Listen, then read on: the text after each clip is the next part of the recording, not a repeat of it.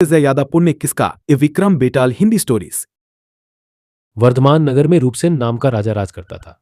एक दिन उसके यहाँ वीरवर नाम का एक राजपूत नौकरी के लिए आया।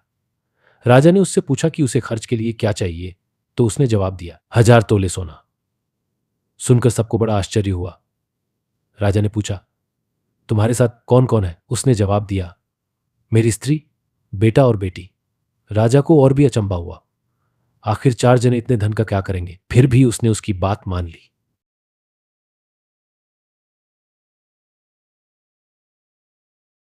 उस दिन से वीरवर रोज 1000 तोले सोना भंडारी से लेकर अपने घर आता।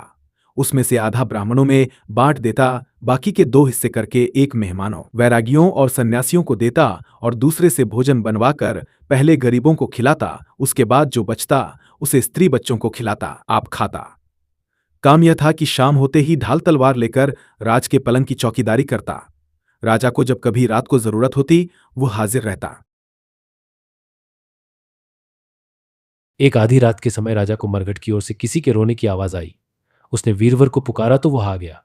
राजा ने कहा, जाओ पता लगाकर आओ कि इतनी रात गई है, कौन रो रहा है और क्यों रो रहा है। वीरवर तत्काल वहां से चल दिया। मरघट में जाकर देखता क्या है कि सिर से पांव तक एक स्त्री गहनों से लदी कभी नाचती है, कभी कूदती है और सिर पीट पीट कर रोती है, लेकिन उसकी आंखों से एक बूंद आंसू की नहीं निकलती। वीरवर ने पूछा, तुम कौन हो? क्यों रोती हो?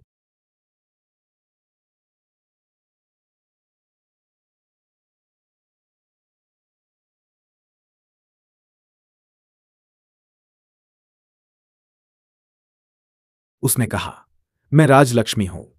रोती इसलिए हूं कि राजा विक्रम के घर में खोटे काम होते हैं, इसलिए वहां दरिद्रता का डेरा पड़ने वाला है। मैं वहां से चली जाऊंगी और राजा दुखी होकर 1 महीने में मर जाएगा। सुनकर वीरवर ने पूछा, इससे बचने का कोई उपाय है? स्त्री बोली, हां, यहां से पूरब में 1 योजन पर एक देवी का मंदिर है।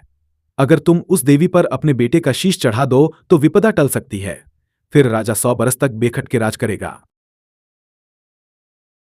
वीरवर घर आया और अपनी स्त्री को जगाकर सब हाल कहा। स्त्री ने बेटे को जगाया, बेटी भी जाग पड़ी। जब बालक ने बात सुनी तो वह खुश होकर बोला, आप मेरा शीश काटकर जरूर चढ़ा दें।